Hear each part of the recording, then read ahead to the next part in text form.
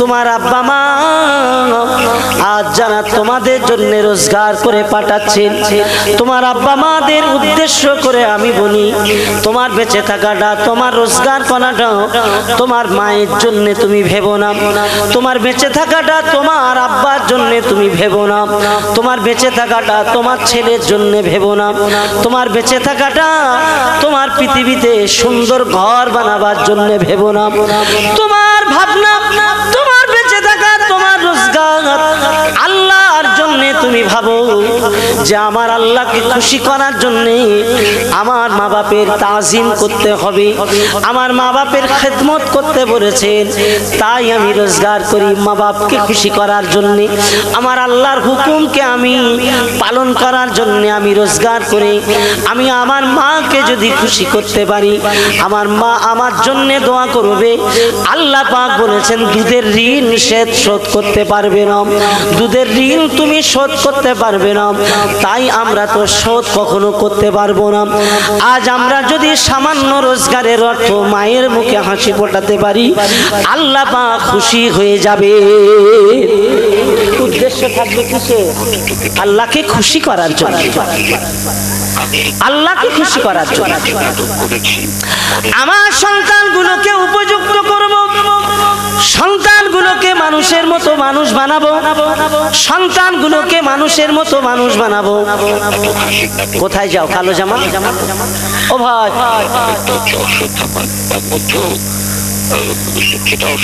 আমার আলোচনা বুঝতে অসুবিধা হচ্ছে? আলোচনা অসুবিধা হচ্ছে কারো? মাশাআল্লাহ, আলহামদুলিল্লাহ, নারে তাকবীর। প্যান্ডেল ভরে গেছে, আরো মানুষ আসবে।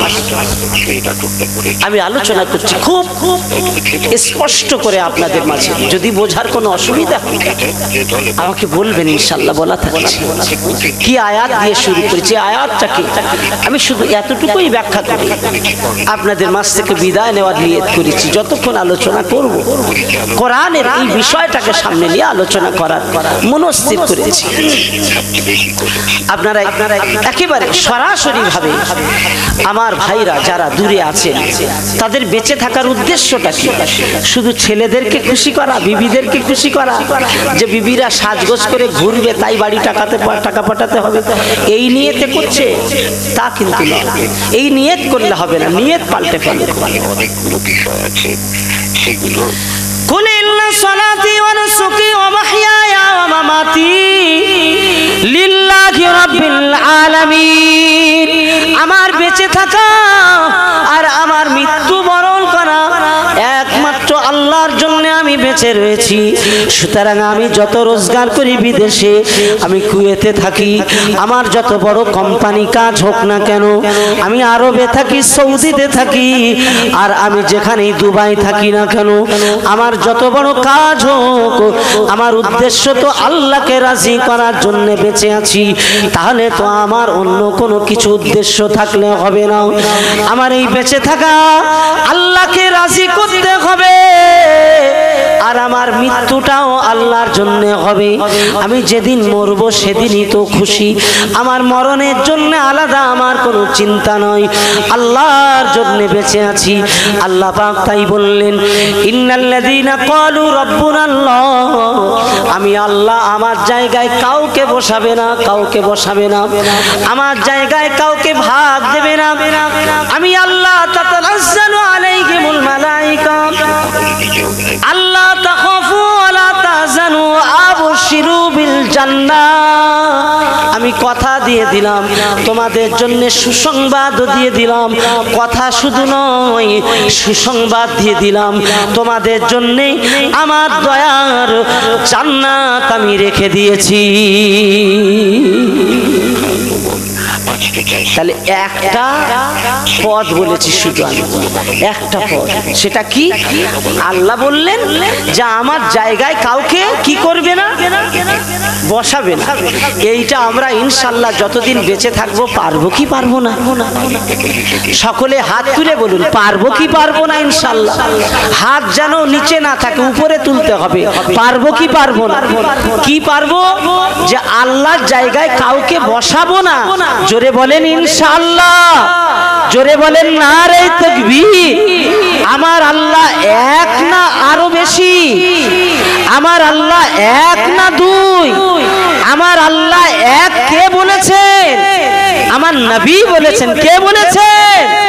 আমার রসুল বলেছেন। জোরে বলেন না সুবহানাল্লাহ। আমার আল্লাহ কয় এক। কুল হুয়াল্লাহু আহাদ। হাবিব তুমি বলে দাও আমি আল্লাহ এক। জোরে বলে যাবে না সুবহানাল্লাহ।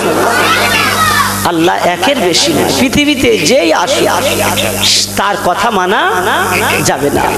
আমার আল্লাহ বলে শুধু এই এক বলে এইটুকুর উপরে দাঁড়িয়ে থাকো। আমি অনেক সুসংবাদ দিলাম, ফেরেশতা পাঠিয়ে গার্ড করব এবং তোমার জন্য জান্নাতে সুসংবাদ দিয়ে রাখছি। আর কোনো ভয় নেই, কোনো চিন্তা করো না, কোনো ভয় নেই। মতনই আপনিও আমাদের মনে এই যুবকেরা, নওজোয়ানেরা, ফকির পাড়ার জোয়ানেরা, যুবকেরা, মায়েরা, বোনেরা, আজ আমরা এই দুনিয়ার জমিনে আমরা দেখতে পাই আল্লাহকে এক বলে মানার পরে অনেক মানুষকে আমরা দেখি তারা দুনিয়াতে আল্লাহর স্থানে অন্যকে বসায়। দুনিয়ার অনেক মানুষকে আমরা দেখি আল্লাহর সঙ্গে শরীক করে ফেলে। এ কথা তো দুনিয়ায় অজানা আমাদের কারো নাই। আল্লাহর স্থানে অনেককেই বসায়। বিশেষ করে নেতা শ্রেণীর মানুষদের বেশি দেখা যায়। তারা পৃথিবীতে খুশি করার জন্য আমার আল্লাহকে একদিকে মেনে মুসলমান বলে দাবি করে, আবার অপরদিকে ওই মানুষগুলো যারা বিধর্মীরা দাওয়াত করে তাদের প্যান্ডেলে গিয়ে, পূজা অর্চনার প্যান্ডেলে গিয়ে তাদের পূজার প্যান্ডেল উদ্বোধন করে। একবার বলুন না নাউজুবিল্লাহ। করে না? করে না? এই রকম বেঈমানেরা, এই রকম খাঁটি বেঈমান যতদিন মুসলমান বলে দাবি করবে, আর মুসলমান যদি ওদের জানাজার নামাজ পড়ে, এই জানাজার নামাজটা ঠিক পড়লো বলে কি মনে হয়? জোরে বলেন, ঠিক হবে? মুসলমান তুমি মনে রাখো, আমি আমানুল্লাহ বলে গেলাম, ও যেমনই প্রকাশ্য মিডিয়ার মাধ্যমে আল্লাহর সঙ্গে শরীক করেছে, আল্লাহর স্থানে আবার দেব দেবীকে যেমন বসিয়েছে, ওই রকম প্রকাশ্য কোনো একদিন যদি মরণের আগে তওবা করে কলেমায় রুদ্ধে কুফর পড়ে প্রকাশ্য মিডিয়ার মাধ্যমে তওবা পড়ে কলেমা পড়ে, তাহলে ওর জানাজা পড়া যাবে। নচেত পৃথিবীর সব হুজুর জানাজা পড়লে ওই বেঈমানের জানাজা, ওই মুশরিকের জানাজা পড়তে আমার নবী নিষেধ করেছে। মনে থাকবে? বড় নেতা বলে আমরা মান সম্মানে তার বাড়িতে গেছি, গিয়ে জানাজা পড়তেছি। আল্লাহ নিষেধ করেছে যে পড়ো না, ওদের জানাজা হবে না, ওদের জন্য কেন দোয়া করবে? ও তো আমার সাথে অন্যজনের শরীক করেছে। জানাজা উদ্দেশ্য কি? দোয়া করা, জানাজার নামাজের মাধ্যমে যেন কামিয়াবি হয়, কবরে যেন শান্তি পায়। তো তুমি জানো মুশরিক বেঈমান, ও তো সেজেছিল। আচ্ছা, বাংলাদেশ থেকে একটা মহিলা এপারে পার হয়ে এসে আছে আমাদের দেশে। মহিলাটার নাম কি গো? তসলিমা নাসরিন। তসলিমা নাসরিন বহুদিন এসে আছে। ওই মহিলাটা মরে গেলে জানাজা পড়া যাবে? বলেন বলেন বলেন বলেন। কেন? ও আমার নবীর স্পষ্ট দুশমন, আমার প্রিয় হাবিব সম্পর্কে কত না কুকথা বলেছে, আমার আল্লাহ সম্পর্কে কুকথা বলেছে। এখন ও মুসলমান ঘরেই জন্ম নিয়েছে, ওর বাপদাদা সব মুসলমান, ওর নামও মুসলমান। ও কি কোনোদিন স্পষ্ট মাইকে এসে বা বিভিন্ন লেখালেখির মাধ্যমে বলেছে যে আমি আর মুসলমান থাকলাম না, আমি অমুসলমান হয়ে গেলাম? বলেছে কি? বলেনি। এখন ও যেহেতু বলেনি, তাহলে ও মরে গেলে এই অবস্থায় ওর জানাজা আমরা পড়লি ঠিক হবে? তাহলে ও যেমন পড়লে ঠিক হবে না, এই রকম খাঁটি বেঈমানদের পড়লেও জানাজা পড়া ঠিক হবে না, চেষ্টা করাটা বোকামি হবে না। একেবারে মনোযোগী যদি বাই চান্স পড়ে ফেলেন, বিনা উজুতে পড়বেন। কিসে? বিনা উজুতে পড়বেন, উজু করে পড়বেন না, উজু করে পড়া যাবে না। যদি একান্ত পড়তে হয় উজু টুজু করার দরকার নেই। আসলে সামাজিকতা রক্ষা করতে এসেছি, যাতে করে বিনা উজুতে পড়ে ওর আগে জাহান্নামে দেওয়া যায়, এভাবেই করি। কেননা ওরা দেশের শুধু নয়, ওরা ইসলামের বড় একজন দুশ্মন ছিল। কেন? আল্লাহ বলেছে তুই আমার জায়গায় কাউকে বসাস না, আমি এইটা সহ্য করতে পারি না। জোরে বলা যাবে না সুবহানাল্লাহ। নেগেটিভ চলে হুজুর যদি বলতেন মক্কার কুফফারদের ওয়ালা তুতিল মুকাজ্জিবিন ওয়াদুল আও তুদহিনু ফাইদিন, আরোপণ করেননি। হুজুরকে আল্লাহ পাক বললেন ওদের কথা বিশ্বাস করো না, ওরা দ্বিচারিতা করছে তোমার সাথে। মক্কার কুফফারদের উদ্দেশ্যে এই আয়াত নাযিল করে বলেছেন নুন আল কলামি ওয়া মা ইয়াসতুরুন মা আনতা বিনি'মাতি রাব্বিকা বিমাজনুন ওয়া ইন্না লাকা লা আজরান গায়রা মামনুন ওয়া ইন্নাকা লা আলা খুলুকিন আযীম ফাসাতুবসিরু ওয়া ইবসিরুন বিআইয়িকুমুল মাফতুন। আল্লাহ পাক সূরা নূর নাযিল করেছেন, আমার হুজুরের কাছে একটি সূরা নাযিল করেছেন। ও আমার হাবিব জেনে রাখো, ওরা তোমার সম্পর্কে অনেক কথা বলে, অনেক কথা বলে। আমি আল্লাহ পাক তোমাকেই বলছি নুনুল কলাম, আমি আল্লাহ সেই কলমের কসম করে জানিয়ে দিলাম, সেই কলমের কসম করছি যে কলম লিখেছে আগে পরে কি হবে, তোমাদের কপালে কি হবে, মানুষের ভালো মন্দ, সে যে কলমকে আমি আল্লাহ সৃষ্টির প্রথমে তৈরি করে আমি আল্লাহ কলমকে বলেছিলাম তুমি লেখো লেখো। কলম বললে কলম বলল আল্লাহর কাছে আল্লাহ কি লিখব। ওই সময় কলমের জবাবে আল্লাহ পাক বললেন আমার সকল বান্দাদের ভালো মন্দ যা হবে সব তুমি লেখো। জোরে বলুন সুবহানাল্লাহ। কলম তৈরি করে যেমন বই পড়ে সাঁতার শেখা যায় না, তেমনি বই পড়ে বোধহয় অভিনয় করা যায়। প্রিয় ভাইরা, আমার নওজওয়ানেরা, ও সোনার মানিকেরা, আমি আপনাকে নিবেদন করবি মনে রাখেন না, আমি আপনাকে বলছি শুনে রাখুন। আল্লাহ পাক রব্বুল আলামিন কলমকে এই কথা বলেছিলেন, এই কলমের কসম করে বলছেন ও নবী ইন্নাকা লাআলা খুলুকিন আযীম, আমি আল্লাহ তোমার সার্টিফিকেট দিচ্ছি তুমি শ্রেষ্ঠ আদর্শের, তুমি শ্রেষ্ঠ মানুষ। আমি আল্লাহ তোমার চরিত্রের সার্টিফিকেট আমি দিয়ে দিলাম। জোরে বলুন সুবহানাল্লাহ। মা আনতা বিনি'মাতি রাব্বিকা বিমাজনুন, ওরা তোমাকে পাগল বলে, পাগল বলে, পাগল বলে। আমি আল্লাহ বলছি না না, কসম করে বলছি তুমি পাগল নয়। জোরে জোরে বলুন সুবহানাল্লাহ। আমার নবী কি পাগল ছিলেন? জোরে বলেন পাগল ছিলেন? এই জওয়ানেরা, এই নবীর উম্মতেরা, কান খাড়া করে তুমি শুনে রাখো, আমার রাসূলুল্লাহকে পাগল বলেছে মক্কার মানুষেরা, হুজুরের কাছে বলেছিলেন তারা আই মুহাম্মদ সাল্লাল্লাহু আলাইহি ওয়াসাল্লাম, তুমি তোমার ধর্ম, তুমি তোমার কথা প্রচার করছো আল্লাহ এক, আল্লাহ এক, আল্লাহ এক, কিন্তু না না না না, আমরা আমাদের দেব দেবীকে মানি, আমরা আমাদের দেব দেবীকে মানি। তুমি আমাদের দেব দেবীর অনুষ্ঠানে তুমি এসো, যদি না মানো আলাদা কথা, লোক দেখানো তুমি এসো, তো এই লোক দেখানো যদি আসো, আমরা তোমার অনুষ্ঠানে তোমার সাথে আমরাও থাকবো। কি বললেন? লোক দেখানো এসো, এই কথা বুঝেছেন? সাড়া দিতে হবে, আমার কথা কি বুঝতে পারছেন? আমি কি ঠিক বোঝাতে পারছি? জি আলহামদুলিল্লাহ। একটু কালেমা জিকির করেন সুবহানাল্লাহ, আলহামদুলিল্লাহ।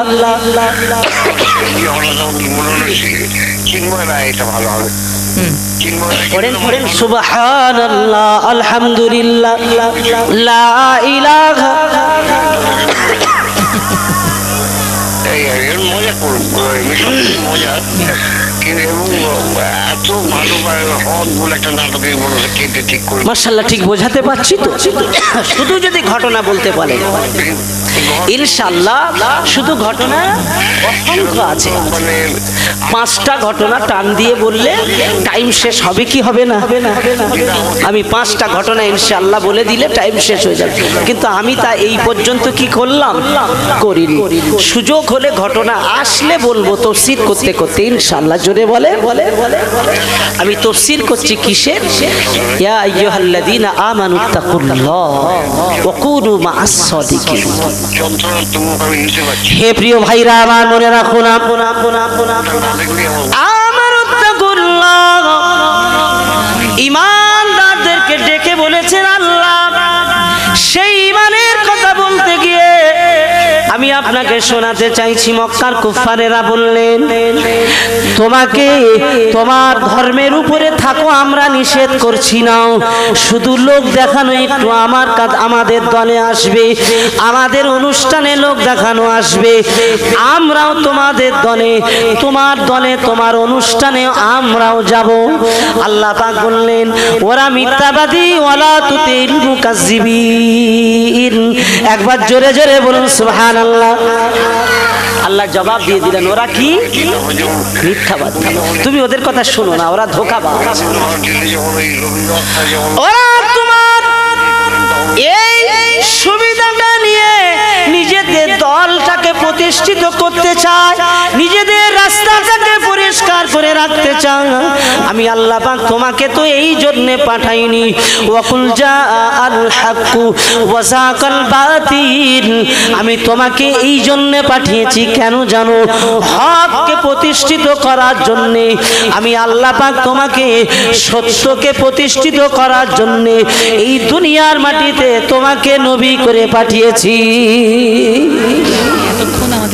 তাহলে যেটা হক নয় সেই জায়গায় তুমি যদি লোক দেখানো যাও, তোমার উপরে যে ইসলাম দিয়েছি সেই ইসলাম কি প্রতিষ্ঠিত হবে মনে হয়?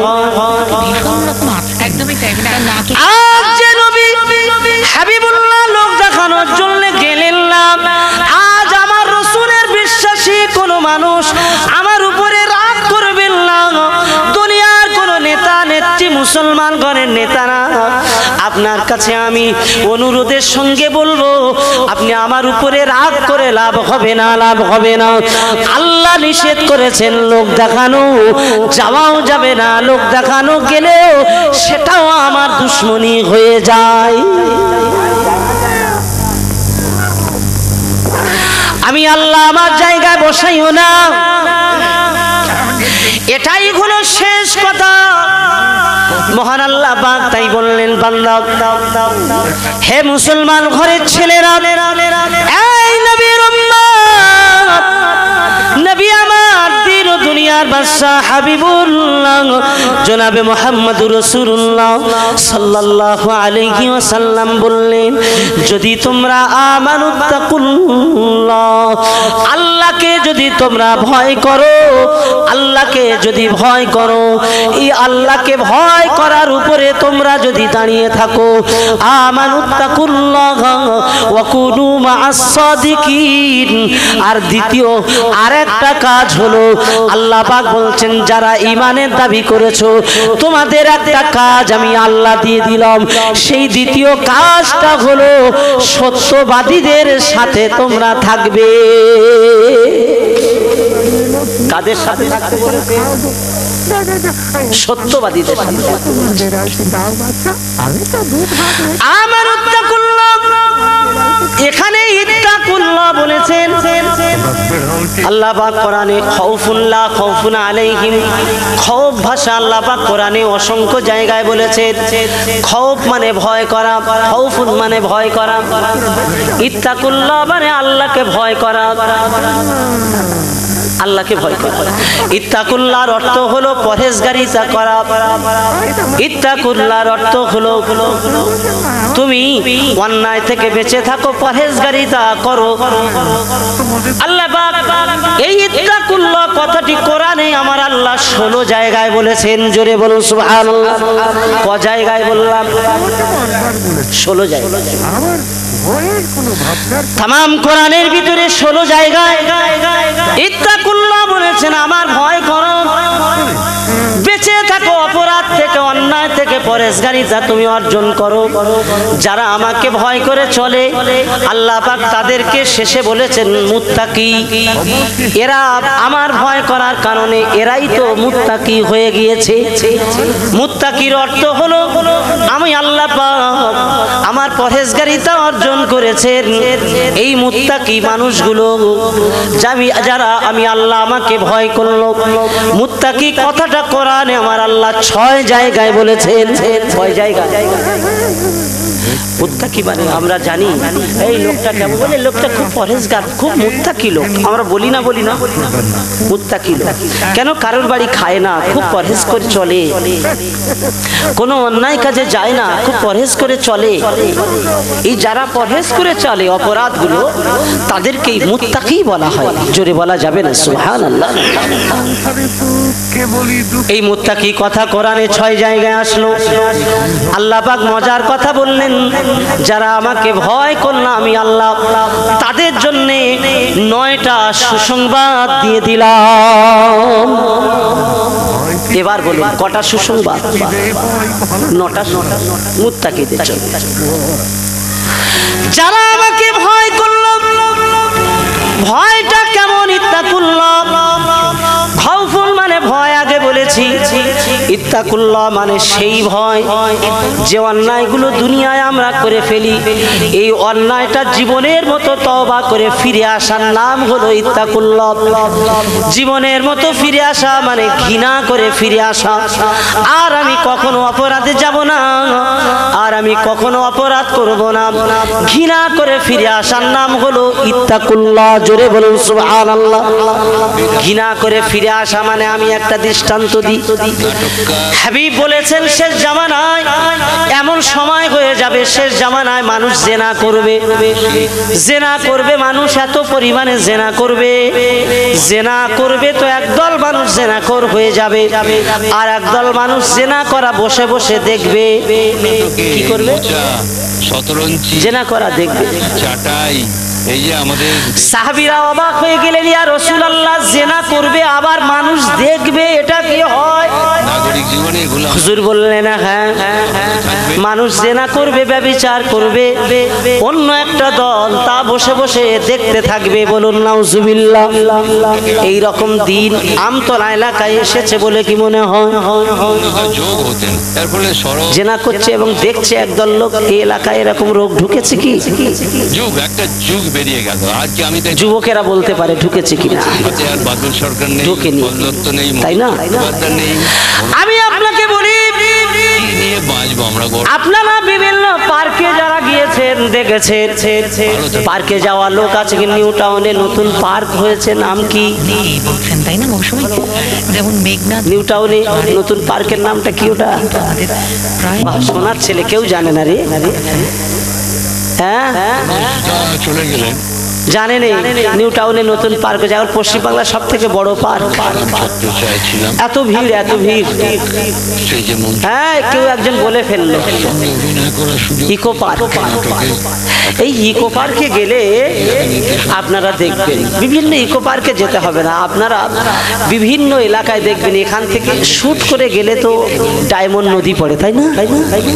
এই ডায়মন্ড যে নদী আছে, সাগর আছে, নদীর ধারে ধারে দেখবেন সব বসার জায়গা করা আছে, বেশ সুন্দর করে সরকার ব্যবস্থা করেছে। তোমরা এখানে বসো আর হাওয়া খাও। তো বসে কারা বসে? অধিকাংশ যারা বসে দেখবেন সব ফোনে যোগাযোগ, কি গো? অধিকাংশ যারা বসে সব ফোনে যোগাযোগ করা। রাত 11টার পরে ফেসবুকে ওদের মেসেঞ্জার আছে, যা করছে মেসেঞ্জারে শুধু মেসেজ করছে, তাতেই যোগাযোগ হয়ে ব্যাস কোথায় দেখা হবে? দেখা হচ্ছে ডায়মন্ড নদীর পাড়ে। এরকম ঘটনা আছে না? নাই। হয়তো এই এলাকার যুবক ছেলেরা করে না, কিন্তু পাশাপাশি করে। আছে না? আছে, দেখেছে? রোগ আছে ওখানে যারা বসে থাকে। আমি আর জবানে আনবো না, অত নিচু কথা জবানে আনা ঠিক হবে না, নিচু কথা জবানে আনা যাবে না। এখানে সবাই আমরা বসে আছি, মুরব্বীরা আছেন, সেখানে যা হয় আমি শুধু ইঙ্গিত দিয়ে বলছি, যেগুলো সমাজে আল্লাহ রসুল বলেছেন এই কার্যক্রমগুলো করলে তোমরা তাদেরকে পাথর মেরে মেরে দাও। না হলে যাদের বিয়ে হয়নি এই কার্যক্রম নারী পুরুষ ছেলেরা মেয়েরা বসে বসে করছে, ওদের জন্য 100 ঘা করে চাবুকের আঘাত করো। তার মানে ওদের কাজের কত বড় শাস্তি।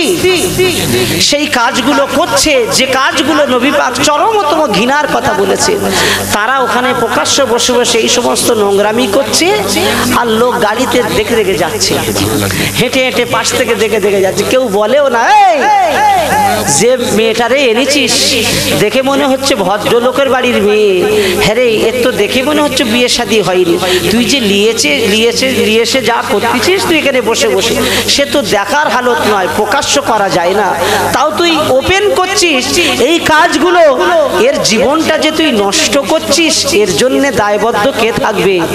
ওর মা বাপ কি জানে? হ্যাঁ রে মা বাপকে জানিয়ে এনেছিস? কেউ বলে? বললে পিঠ ফুলে যাবে, ওই জন্য কেউ ভয়তে বলে না, বলে যা পারে হচ্ছে হোক, বলা যাবে না, বললে সরকার বলবে তুমি বললে কেন। আমরা কি সুবিধা না করে দিয়েছে। এই পরকীয়াগুলো সমাজে প্রচুর পরিমাণে বেড়েছে না। তানাজ্জালু আলাইহিমুল মালাইকা আল্লাহ তাখাফু ওয়ালা তাহজানু, ফেরেশতারা তোমার সাথে থাকবে। আমার একজন ফেরেশতা এত শক্তিশালী, আমার ফেরেশতাদের কাছে পৃথিবীর কারো ক্ষমতা নাই, কেউ লড়াই করে জিতে যাবে এটা কারো ক্ষমতা নাই। আমার একজন ফেরেশতা লাখো মানুষের জন্য যথেষ্ট। আমার ফেরেশতারা তোমার পাহারাদার বেনে যাবে, এবং তুমি চিন্তা করো না, লা খাউফুন আলাইহিম, তোমার কোনো ভয় নাই। সুম্মা ইসতাকামু তাতানাজ্জালু আলাইহিমুল মালাইকা আল্লা তাখাফু ওয়া লা তাহজানু ওয়া আবশিরু বিল জান্নাহ ওয়া আবশিরু বিল জান্নাতিল্লাতী কুনতুম তুআদুন। বলুন আল্লাহু আকবার। আমি আল্লাহ থাকতে পারি না, তুমি শত বাধা উপেক্ষা করেছো, আমার জায়গায় কাউকে বসতে দাওনি, মরণ এসেছে, মৃত্যুকেও তুমি স্বীকার করেছো, মৃত্যুটাকে মাথা বেঁধে মেনে নিয়েছো, মৃত্যুটাকে তুমি ভয় করনি। কেন ভয় করনি? তুমি কোরআন পড়েছো, তুমি কোরআন জেনেছো, আমার হাবিবের জবান থেকে কোরআন শুনেছো, আমার হাবিবের রেখে যাওয়া ওয়ারিসদের কাছে, আল্লাহওয়ালা আলেমদের কাছ থেকে কোরআন শুনেছো। সেই কোরআনে আল্লাহ পাক বললেন, তোমার পৃথিবীতে আসা, তোমার পৃথিবীতে বেঁচে থাকা, তোমার পৃথিবীতে হায়াত, তোমার পৃথিবীতে মরণ। কুল ইন্না সালাতি ওয়া নুসুকি ওয়া মাহইয়ায়া ওয়া মামাতি লিল্লাহি রাব্বিল আলামিন। কুল ইন্না সালাতি ওয়া নুসুকি ওয়া মাহইয়ায়া ওয়া মামাতি, হে নবী বলে দাও, তোমার ইন্না সালাতি, তোমার ইবাদত অন্য কারোর জন্য নয়, তোমার ইবাদতটা কেবলমাত্র আল্লাহ পাকের জন্য। জোরে বলুন সুবহানাল্লাহ। তোমার ইবাদত আল্লাহর জন্য, ওয়া নুসুকি, তোমার কুরবানি আল্লাহ পাকের জন্য। পৃথিবীতে যত কুরবানি করেছো, যত ত্যাগ দিয়েছো পৃথিবীতে, তোমার ত্যাগ তো আল্লাহ পাকের জন্য। এই ত্যাগ দিয়েছো তুমি, সব কিছু ত্যাগ দিলে। আমি আল্লাহ আমার জন্য অপমান হয়েছো, আমি আল্লাহ আমার জন্য অপদস্থ হয়ে গেছো, আমার হাবিবকে মানার জন্য অপমান অপদস্থ হয়েছো, আমি আল্লাহ আমার কোরআনকে মানার জন্য অপদস্থ হয়েছো। সব ত্যাগ যে কুরবানি তুমি তোমার জীবনে দিলে। কুল ইন্না সালাতি ওয়া নুসুকি ওয়া মাহইয়ায়া ওয়া মামাতি লিল্লাহি রাব্বিল আলামিন। তোমার তোমার বেঁচে থাকাটা আমি আল্লাহ আমার জন্য ভেবে নিয়েছিলে। আমি যতদিন দুনিয়ায় বেঁচে আছি কারোর জন্য বেঁচে নেই। আমি বেঁচে আছি আমার স্ত্রীর জন্য নয়, আমি বেঁচে আছি আমার আব্বা মায়ের জন্য নয়, আমি বেঁচে আছি আমার কলিজার টুকরা সন্তানের জন্য নয়, আমি বেঁচে আছি আমার আল্লাহর জন্য। সকলে জবান খুলে বলুন, কার জন্য বেঁচে আছি আমরা? আজ সৌদিতে যারা পড়ে আছেন, কুয়েতে পড়ে আছেন, বাহরাইনে পড়ে আছেন, মালয়েশিয়াতে পড়ে আছেন, আজ বিশ্বের তাম দেশগুলোতে যারা পড়ে আছেন, তোমার এলাকার জওয়ানেরা, যুবকেরা, তোমরা শুনে রাখো, তোমার আব্বা মা আজ যারা তোমাদের জন্য রোজগার করে পাঠাচ্ছেন,